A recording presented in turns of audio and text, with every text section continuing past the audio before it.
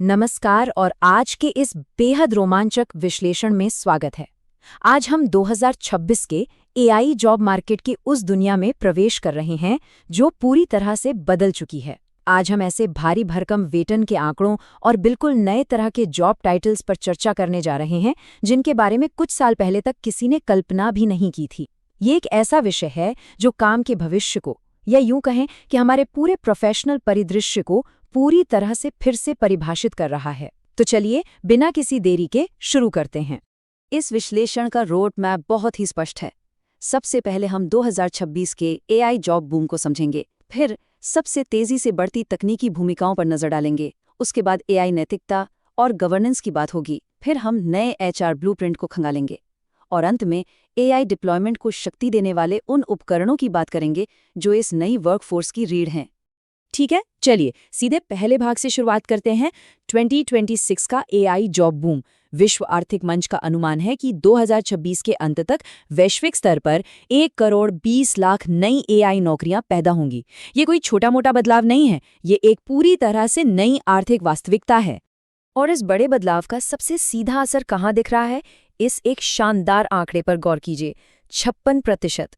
ये वो भारी भरकम वेतन वृद्धि या कहें वेज प्रीमियम है जो उन रोल्स के लिए दिया जा रहा है जिनमें एआई स्किल्स की ज़रूरत है। सबसे हैरान करने वाली बात तो ये है कि ठीक एक साल पहले ये आंकड़ा सिर्फ 25% था। ये साफ तौर पर बताता है कि बाजार इन नई स्किल्स को कितनी तेज़ी से अपना रहा है और उनकी कितनी ज़्यादा कीमत चुकाने को तैयार है। अब ये समझना बहुत ज़रूरी है कि हम इस मुकाम तक कैसे पहुँचें। अगर 2024 के बाजार को देखें तो ये काफ़ी हद तक एक रिसर्च केंद्रित बाजार था, यानी शोधकर्ताओं का एक छोटा और विशिष्ट समूह बंद कमरों में एआई मॉडल बनाने में लगा था। लेकिन 2026 में अब ये बाजार पूरी तरह से व्यापक परिनियोजन या डिप्लॉयमेंट पर आ चुका है। अब एक विशाल इकोसिस्टम तैयार हो गया है जहां हजारों पेशेवर इन एआई मॉडल्स को हर सेक्टर के रोजमर्रा के कामकाज का हिस्सा बना रहे हैं। ये सच में एक बहुत बड़ा शिफ्ट है। और दिलचस्प बात यह है कि एआई की सबसे बड़ी भर्तियां सिर्फ बड़ी टेक कंपनियों में ही नहीं हो रही हैं। पारंपरिक उद्योग इसमें सबसे आगे निकल रहे हैं। स्वास्थ्य सेवा क्षेत्र में स्वचालित डायग्नोस्टिक्स जैसे कामों के लिए 6,40,000 से अधिक पद हैं। विनिर्माण या मैन्युफैक्चरिंग सेक्टर प्रिडिक्टिव मेंटेनेंस के लिए 6,20,000 पद जोड़ रहा है। और वित्तीय सेवाएं, वहां धोखाधड़ी का पता लगाने जैसे अहम कामों के लिए 4,70,000 पेशेवरों को काम पर रखा जा रहा है। एआई अब हर जगह है। तो ये थी पूरी इकोनॉमी की तस्वीर। अब दूसरे भाग पर आते हैं और देखते हैं कि कौन सी विशिष्ट तकनीकी भूमिकाएं इस रोजगार विस्फोट का नेतृत्व कर रही हैं। पारंपरिक इंजीनियरिंग अब अत्यधिक विशिष्ट पदों में बढ़ती जा रही है।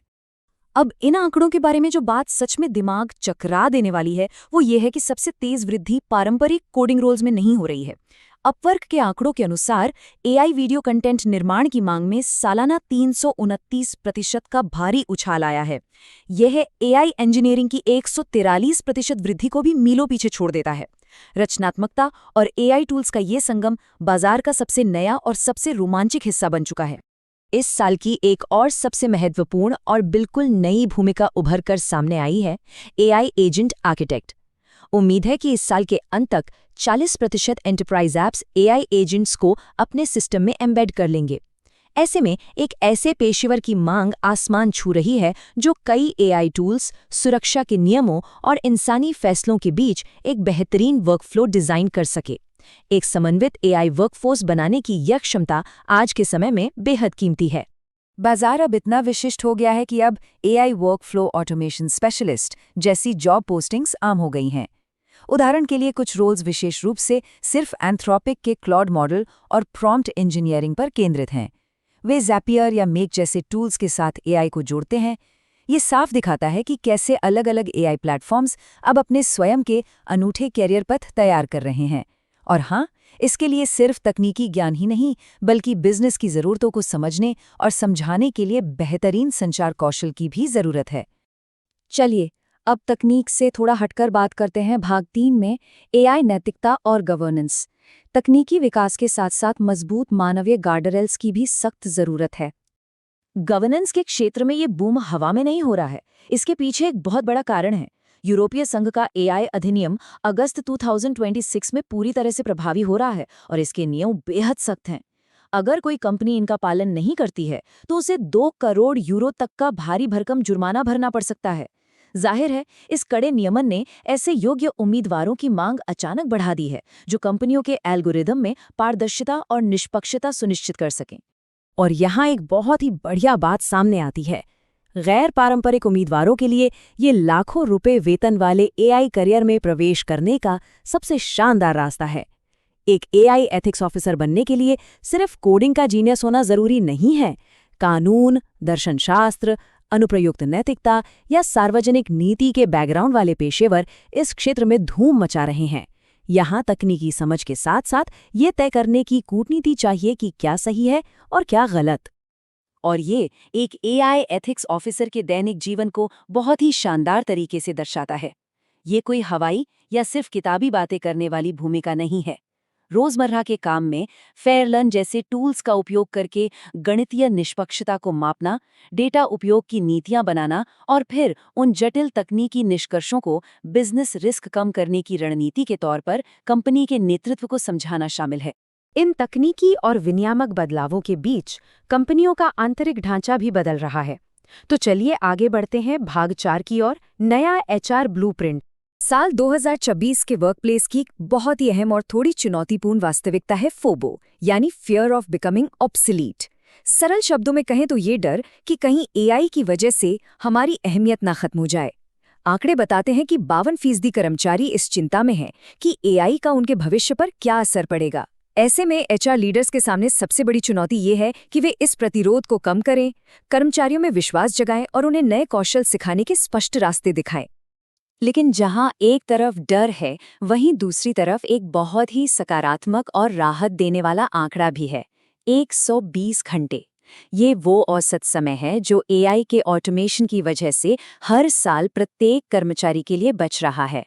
वे उबाऊ और बार बार दोहराए जाने वाले काम अब एआई कर रहा है, जिससे कर्मचारियों की क्षमता काफी हद तक मुक्त हो गई है। और यहीं पर सबसे सफल संगठनों की असल रणनीति सामने आती है। जो कंपनियां आज बाजार में जीत रही हैं, वे एआई का इस्तेमाल सिर्फ लोगों को नौकरी से निकालने या खर्च बचाने के लिए नहीं कर रही हैं। वे इस बचे हुए समय को एक अवसर मानती हैं और इसे सामूहिक विकास, नई सोच और बाजार में नए उत्पाद लॉन्च करने के लिए फिर से निवेश करती हैं। यही असली गेम चेंजर है। अब हम इस विश्लेषण के अंतिम पड़ाव यानी भाग 5 पर आ गए हैं, जहां हम उन उपकरणों और इंफ्रास्ट्रक्चर की बात करेंगे जो इस नई एआई क्रांति को जमीन पर उतार रहे हैं। गार्टनर के अनुमान के अनुसार 2026 तक 75% उद्यम किसी न किसी रूप में जनरेटिव एआई का उपयोग कर रहे होंगे। इसका सीधा सा मतलब ये है कि प्रॉम्प्ट इंजीनियरिंग अब कोई ऐसा शौक या प्रयोग नहीं रह गया है जिसे कुछ लोग टाइम पास के लिए करते थे। ये अब किसी भी बड़े एंटरप्राइज के तकनीकी ढांचे का एक बेहद अहम और जरूरी हिस्सा बन चुका है। चलिए आगे बढ़ते हैं और देखते हैं कि ये सारी चीजें आपस में कैसे जुड़ती हैं। आज बाजार में मैक्सिम एआई जैसे प्लेटफॉर्म मौजूद हैं जो बेहतरीन सिम्युलेशन और संपूर्ण गुणवत्ता की जांच के लिए जाने जाते हैं। वहीं प्रॉम्प्टली और जैसे टूल्स क्रॉस फंक्शनल टीमों के लिए वरदान साबित हो रहे हैं। इन प्लेटफॉर्म्स की सबसे बड़ी खासियत ये है कि ये तकनीकी इंजीनियरों और बिना कोडिंग जानने वाले बिजनेस एक्सपर्ट्स को बिना किसी अड़चन के एक साथ मिलकर काम करने की आज़ादी देते हैं। 2026 के एआई डेटा साइंस टैग को देखें तो ये साफ हो जाता है कि डेटा तक पहुंच अब कितनी लोकतांत्रिक हो गई है। नो कोड प्लेटफॉर्म्स की बदौलत आज ऐसे सिटीजन डेटा साइंटिस्ट उभर रहे हैं जो बिना एक भी लाइन का कोड लिखे शक्तिशाली मॉडल बना सकते हैं। एज कंप्यूटिंग से रियल टाइम डेटा प्रोसेस हो रहा है। ऐसे में जो विशेषज्ञ डेटा वैज्ञानिक हैं, वे अब केवल बुनियादी कोडिंग नहीं कर रहे हैं, बल्कि वे ऊंचे स्तर के रणनीतिकार बन गए हैं। इन तमाम आंकड़ों, टूल्स और नई तकनीकी भूमिकाओं को समझने के बाद एक बहुत ही गहरा सवाल उभर कर सामने आता है। जब एआई सिस्टम और एजेंट अधिकांश तकनीकी और जटिल कार्यों को पूरी कुशलता से संभाल रहे हैं, तो क्या इंसानी सहानुभूति या ह्यूमन एम्पैथी भविष्य में सफल होने का सबसे अचूक और जरूरी कौशल बन जाएगी? आज के इस पूरे विश्लेषण का सार यही है कि काम के भविष्य को सिर्फ बेहतरीन एल्गोरिदम्स और उन्नत टूल्स की ही जरूरत नहीं है, बल्कि उसे सही दिशा में रखने के लिए मानवीय मूल्यों और मजबूत नैतिक गार्डरेल्स की भी उतनी ही आवश्यकता है। इस बेहद दिलचस्प विश्लेषण में साथ बने रहने के लिए बहुत बहुत धन्यवाद।